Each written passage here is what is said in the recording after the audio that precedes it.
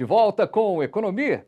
E agora, aqui no canal Viver Brasil, 527 Claro HD, 9 analógico. Você está acompanhando a gente em Belo Horizonte, está acompanhando em Betim, Contagem, Sabará. Turma está acompanhando a gente em Nova Lima. Tá bom demais ter esse retorno aqui do canal Viver Brasil na região do Vale do Aço, Ipatinga, região leste de Minas, Governador Valadares, turma na Zona da Mata, Juiz de Fora, todo mundo acompanhando. E no Triângulo Mineiro, Uberaba e Uberlândia, aqui no canal Viver Brasil. Estamos discutindo, e essa turma toda, essas cidades todas, todo mundo hoje, o assunto é a gasolina. Pois é, a gasolina está com preço lá no alto e o professor Paulo Casaca, professor de Economia do IBMEC BH, está aqui com a gente para a gente tentar entender esse processo todo da gasolina.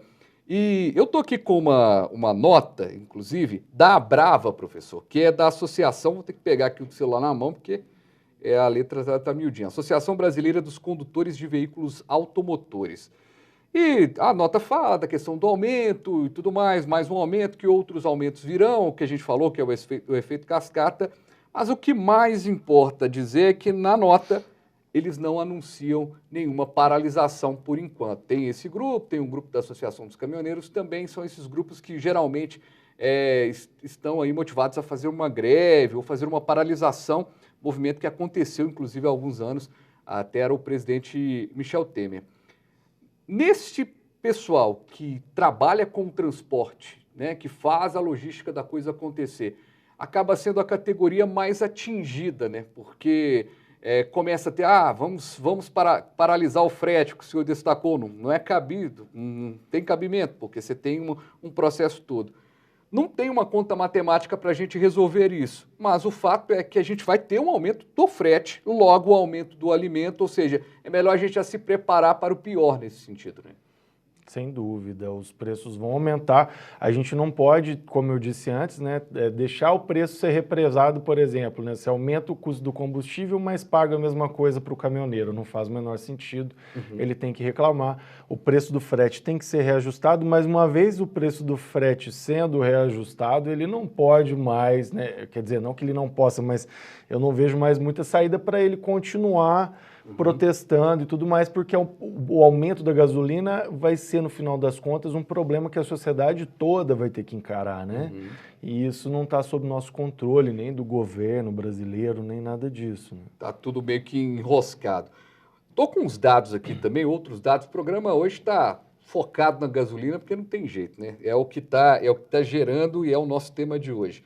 Preço médio da gasolina para as distribuidoras passou, portanto, né, na sexta-feira, 3,25 para 13,86 por litro saindo da distribuidora. E um aumento, portanto, de 18,8%. Para o diesel, o preço médio de 3,61 passando para 4,51 por litro, uma alta de 24,9%. A gente ouviu aqui, na semana passada, o Feliciano Abreu, do site Mercado Mineiro, economista, ele falando que ele faz as comparações dos preços e tudo mais, ele falando que comparação de combustível quase não está sendo feita mais, porque não compensa, às vezes, o cara sair de um bairro a outro, porque o que ele vai ganhar ali, ele vai gastar para chegar naquele combustível. Não estamos falando de cartel, que é quando todos os preços estão juntos, mas as pessoas vão acabar abastecendo nos postos que elas têm costume mesmo, né, professor? Porque buscar preço melhor vai ser difícil, vai gastar gasolina para chegar no preço melhor.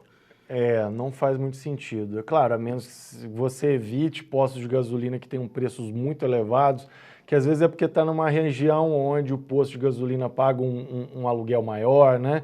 Tem um custo de trabalho maior, mas em geral o preço ele vai ser muito parecido. Esse comportamento do preço, né, ao longo dos bairros, né, quando a gente pensa em Belo Horizonte, os bairros de classe média alta têm um combustível um pouco mais caro, os de classe média baixa um combustível um pouco mais barato, mas às vezes você se deslocar de um bairro para o outro, você perdeu esse desconto.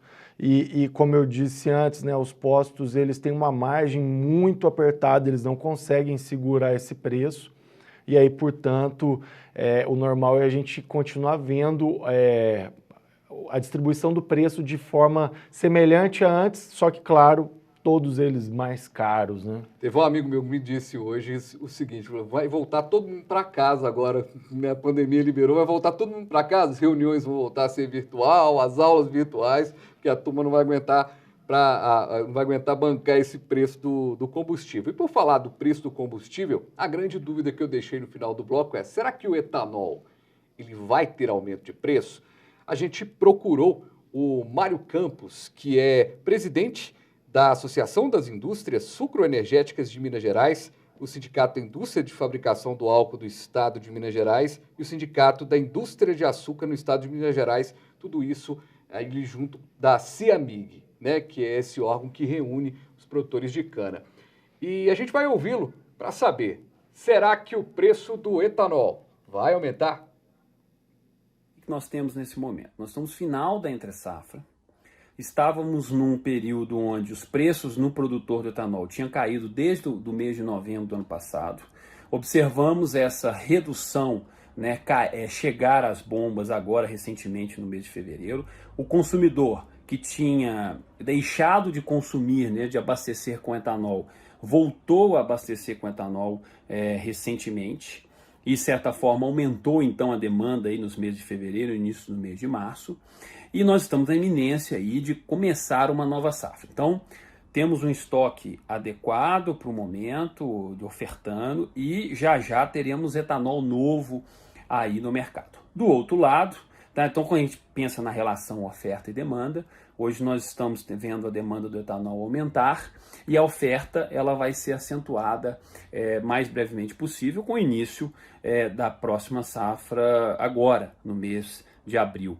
A safra aqui na região Centro-Sul, incluindo aí o estado de Minas Gerais. E do outro lado nós temos o preço do concorrente, que de fato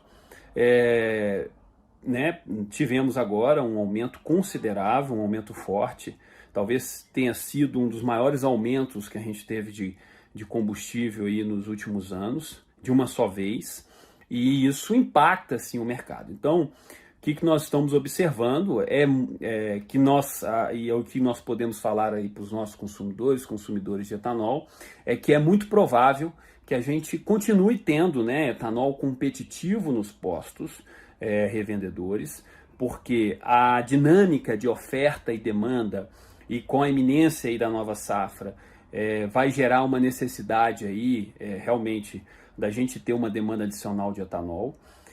Mas é muito provável que esses níveis de preço que a gente estava observando no mês de fevereiro e no mês de março, eles sejam superiores a esses níveis em função dessa relação com o preço do concorrente gasolina. Resumindo, o preço do concorrente, que é a gasolina, vai fazer o etanol aumentar de preço. Vai, é inevitável, né?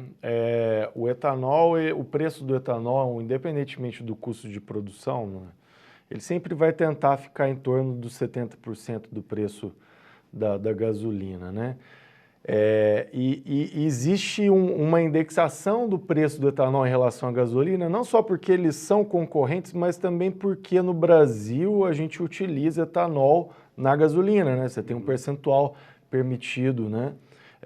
Durante o refino de se utilizar o etanol junto com a gasolina, né? Então quem consome gasolina não consome só gasolina, consome também etanol. E quando se fala que a gasolina é batizada, é que ela tem um grau a mais de etanol ali do que o permitido e acaba dando problema. Pelo menos é um dos batismos. Esse é o batismo legal, né? O batismo ilegal é quando mistura com outras coisas, água, por exemplo, né? Então, o etanol é o batismo legal, quando ele está na proporção que é determinada por lei. Então, assim, vamos pensar por outro lado. Se a gente... Se o etanol mantivesse o preço de antes e não acompanhasse o preço da gasolina, eu não acredito que o Brasil teria capacidade de fornecer etanol para substituir a gasolina para toda a sua frota motora, né, a frota automotiva do país. Invariavelmente você teria um aumento acentuado de demanda por etanol e isso faria com que o preço subisse e o preço voltaria para esse equilíbrio em torno de 70%. Para a gente ter um etanol mais barato que substituísse o combustível, a gasolina, a gente teria que ter uma produção gigantesca para poder substituir o consumo de gasolina, o que para a produção de cana-de-açúcar brasileira atual, isso não é inviável. Então, é o que a gente até conversou com o Mário Campos quando ele veio aqui, Mário Campos que gentilmente gravou esse depoimento para a gente, explicando, né, se vai aumentar, se não vai, agradecê-lo mais uma vez pela participação. Ele contava que a tendência do mercado é a gente ter um etanol melhor e cada vez rendendo melhor e sendo competitivo também em termos de consumo com a gasolina, o que isso ainda não acontece. Os carros... Então, na hora, eu até cometi um ato falho aqui, que eu falei assim, posto de gasolina, né? Porque geralmente, posto de combustível, porque tem o etanol também. Mas é porque a gasolina ainda é o nosso combustível principal, apesar de todas as questões. E aí eu te pergunto, professor, momentos como esse, são a grande chance do etanol se transformar um produto ainda mais popular entre os brasileiros, se ele conseguir segurar um pouco o preço, ou pelo menos ou conseguir um preço competitivo? Se a gente conseguisse ter um etanol num preço um pouco abaixo de 70% de maneira sustentada, que ele conseguisse manter segurar esse aumento da demanda, eu diria que sim, isso poderia ser possível. Só que é bom a gente lembrar que a produção de etanol ela compete com a produção de açúcar também, né? E uma parte do etanol vai lá para a gasolina, vai ser misturada com a gasolina. Então, no curtíssimo prazo agora, pensando nesse momento de aumento do combustível por conta da guerra, eu diria que não temos nem demanda para isso, não temos nem produto para isso. Né, mas a expectativa é sempre que no longo prazo o setor ele consiga se desenvolver tecnologicamente para produzir de fato um etanol com uma octanagem, não sei se a gente pode usar essa palavra octanagem para etanol, mas assim, um etanol mais produtivo, né? Enfim, que ele consiga atender uma capacidade maior e se tornar cada vez mais um concorrente forte para a gasolina, que eu acho que seria muito importante para a gente. Mas agora, no curto prazo, eu não vejo isso acontecendo, não. Pois é, a gente tem aí um cenário muito nebuloso. Professor, quero te agradecer demais a presença aqui no programa. A gente tentou aqui entender um pouquinho o que está acontecendo com a gasolina, o que está acontecendo com o diesel. E para a gente fechar, uma última pergunta.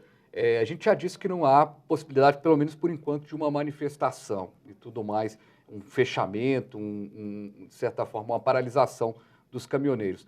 Mas uma nova paralisação dos caminhoneiros, como a de outrora, vai prejudicar ainda mais a economia, né?